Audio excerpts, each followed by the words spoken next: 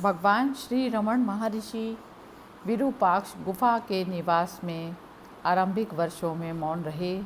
उन्होंने गंभीरम शेषैया के लिए विभिन्न अवसरों पर उपदेश लिखे।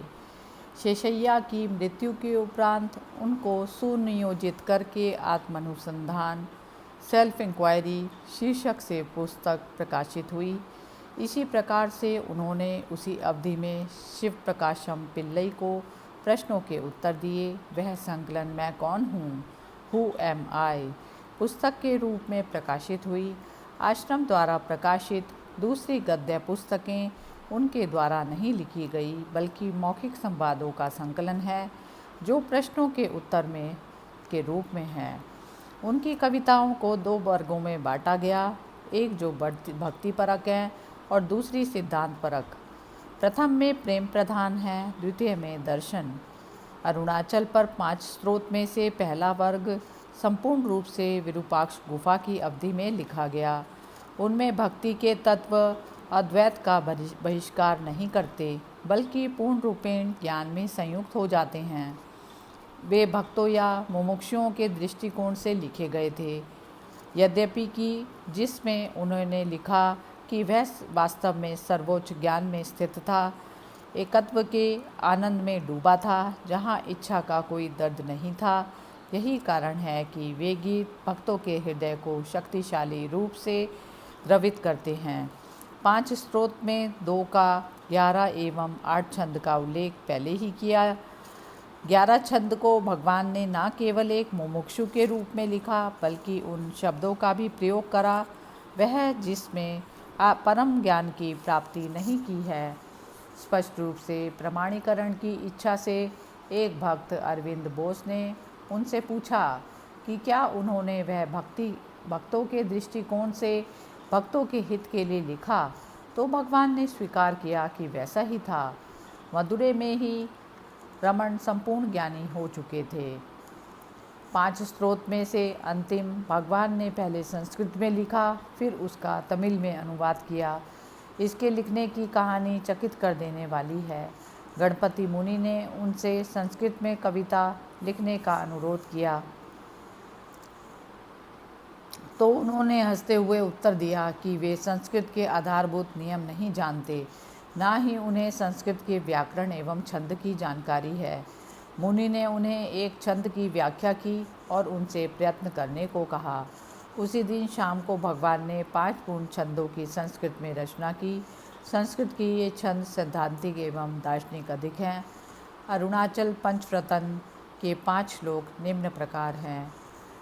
करुणा पूर्ण सुधाब्दे कविलत घन विश्वरूप किरण वल्या अरुणाचल परमात्मन अरुणो भव चित्त कज्जु सुविकासाय। करुणा निधि अमृत के सागर अपने प्रकाश से विश्व को प्रकाशित करने वाले अरुणाचल परमात्मन, तू सूर्य के समान मेरे हृदय कमल को आनंद में विकसित कर। त्वे अरुणाचल सर्वं भूत्वा स्थित्वा प्रलीनमेत तच्चित्रम ह्यद्य हमित्यात्म तया नृत्यसि बोस्ते वदन्ति हृदयम नाम। हे अरुणाचल, तुझ में ही संसार का निर्माण, स्थिति और लय है। इस पहेली में सत्य का चमत्कार निहित है। तू ही अंतरात्मा है जो हृदयों में मैं के रूप में नृत्य करता है। हे अरुणाचल, हृदय ही तेरा नाम है। अहमिति कुत आयाति त्यन विषयांतः प्रविष्टयात्मा मल धिया अवगम्य स्वरूपम शाम्य त्या अरुणाचल त्वयि नदी वाद्भौ। हे अरुणाचल, जो व्यक्ति निर्मल मन से यह जानने के लिए अंतर्मुख होता है कि अहम की चेतना कहाँ से उत्पन्न होती है, वह अपना आत्मस्वरूप जान लेता है। और जिस प्रकार नदी समुद्र में लीन हो जाती है, उसी प्रकार वह तुझ में लीन हो जाता है। त्यक्त्वा विषयं वायं रुद्ध प्राणेन रुद्ध मनसा अंतस्त त्वाम ध्यायन् पश्यति योगी धीति मुक्ति मरुणाचल त्वयि मह्यम ते। हे अरुणाचल योगी, बाह्य संसार का परित्याग करके तेरा चिंतन करने के लिए मन और प्राण पर नियंत्रण करके तेरे प्रकाश के दर्शन करता है और आत्मविभोर हो उठता है। ते अर्पित मनसा त्वां पश्यन् सर्वं त्वाकृति तया सततं भजते अनन्य प्रीत्या स जयत्य अरुणाचल त्वयि सुखे मग्नः। हे अरुणाचल, जो व्यक्ति अपना मन तुझे अर्पित कर देता है और सदा तेरे ध्यान में रहते हुए विश्व को तेरा रूप समझता है, जो सदा तेरी प्रति एक भक्ति करता है, वह कृतकृत्य होता है। वह तेरे साथ एक रूप है और तेरे आनंद में लीन है। उपरोक्त के बारे में बोलते हुए बाद में भगवान ने व्याख्या की कि तृतीय छंद अस्तित्व के बारे में है, चौथा चित्त चेतना तथा पांचवा आनंद के बारे में बताता है। ज्ञानी सत से मिलकर उसी प्रकार एक हो जाता है जैसे नदी समुद्र में मिलकर एक हो जाती है। योगी चित्त का प्रकाश देखता है, भक्त या कर्म योगी आनंद के सागर में विलीन हो जाता है। यद्यपि कि पंच स्तोत्रों में सर्वाधिक भावपूर्ण एवं सुंदर रचना है अक्षरमण मालई। अरुणाचल की स्तुति में 108 छंदों का यह हार है, जिसकी पल्लवी अरुणाचल शिव है। अरुणाचल शिव, अरुणाचल शिव, अरुणाचल शिव, अरुणाचला, अरुणाचल शिव, अरुणाचल शिव, अरुणाचल शिव, अरुणाचला। विरूपाक्ष गुफा में भगवान के आरंभिक निवास की अवधि में पलनीस्वामी तथा दूसरे भक्त छोटे समूह के लिए कस्बे में भिक्षाटन करने के लिए जाते थे। उन्होंने भगवान से एक भक्तिपूर्ण गीत की मांग की ताकि जब वे भिक्षा के लिए निकले तो उसे गा सकें। उन्होंने उत्तर दिया कि संतों द्वारा प्रेरक गीत प्रचुर मात्रा में लिखे गए हैं, इसलिए किसी नए गीत की कोई आवश्यकता नहीं है।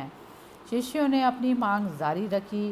कुछ दिनों बाद वे लोग पर्वत की परिक्रमा के लिए निकले और साथ में पेंसिल एवं कागज रख लिया। परिक्रमा की अवधि में भगवान ने 108 श्लोकों की रचना कर दी। उन्होंने जैसे ही इसे पूरा किया, उनके आँखों में आनंद के आंसू बहने लगे, आंखें बंद हो गई और गला अवरुद्ध हो गया। भक्तों के लिए यह कविता महान भक्ति स्फूर्णा का स्रोत बन गई। इसके सुंदर प्रतीकों में मिलन उत्कंठा की पीड़ा और उत्कंठा पूर्ति का आनंद प्रतिबिंबित है, किंतु यह मार्मिक कविता भक्त के दृष्टिकोण से लिखी गई है।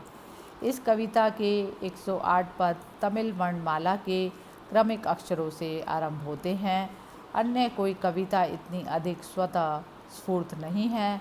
कई भक्तों ने भगवान से कुछ पदों की व्याख्या करने के लिए कहा। उन्होंने उत्तर दिया, आप भी इस पर विचार करें और मैं भी विचार करूंगा। मैं इसकी रचना करते समय इस पर विचार नहीं किया। जैसे जैसे भाव मेरे मन में आते गए, वैसे वैसे मैं उन्हें लिपिबद्ध कराता गया। एक बार एक प्राचीन कथा है कि ऋषियों का एक समूह अपने परिवारों के साथ जंगल में रह रहा था। वे कर्म कांडों, पूजा पाठ, यज्ञ आदि द्वारा अलौकिक शक्तियाँ प्राप्त करने का प्रयास कर रहे थे। उनका विश्वास था कि इनसे उन्हें ज्ञान एवं मोक्ष की प्राप्ति होगी। यद्यपि कि उनका यह सोचना त्रुटिपूर्ण था। उनकी गलतियों का बोध कराने की दृष्टि से शिव एक साधु के रूप में प्रकट हुए तथा विष्णु एक सुंदर औरत मोहिनी के रूप में। सभी ऋषि मोहिनी के प्रेम पाश में गिर गए और उनकी पत्नियां शिव प्रेम में। परिणाम यह हुआ कि उनका मानसिक संतुलन जाता रहा और उनकी सिद्धियां लुप्त होने लगी। यह देखकर उन्होंने सोचा कि शिव उनके दुश्मन हैं। उन्होंने सर्पों, चीते और हाथी को इंद्रजालिक क्रिया से अपने वश में कर लिया, शिव के विरुद्ध भेजा। शिव ने सर्पों की माला बना ली, चीते और हाथी को मारकर के चीते की खाल की लंगोटी बना ली और हाथी की खाल को वह शॉल के रूप में प्रयोग करने लगे। तब ऋषियों ने शिव की महान शक्ति की पहचान की तथा नतमस्तक हुए। उन्होंने शिव से उपदेश द्वारा अनुग्रहित करने का अनुरोध करा। शिव ने उनके त्रुटियां बताई, उन्हें उपदेश दिया कि कर्मों से मुक्ति कर्म द्वारा नहीं हो सकती, कर्म एक साधन है, सृष्टि रचना का कारण नहीं। इसलिए उन्हें मुक्ति के लिए कर्म से पार ध्यान में जाना होगा। कवि एवं भक्त मुरुगरार ने यह कहानी तमिल छंदों में लिखा, किंतु जब वह उस बिंदु पर पहुँचे जब शिव ऋषियों को उपदेश देते हैं तो वे भगवान के शरण में आए जो स्वयं शिव के अवतार थे। उन्होंने भगवान से इसे लिखने का अनुरोध किया। इस पर भगवान ने उपदेश उंदियार की रचना की जिसमें 30 श्लोक हैं। इसके बाद में गणपति मुनि जी के अनुरोध पर संस्कृत में लिखा। इसकी गणना शास्त्र के रूप में होती है जिसका पाठ नित्य वेद पारायण के साथ उनकी समाधि के समक्ष होता है। उपदेश सारम का दूसरा पार्ट हम दूसरी वीडियो में करेंगे। तब तक के लिए हरि ओम तत्सत।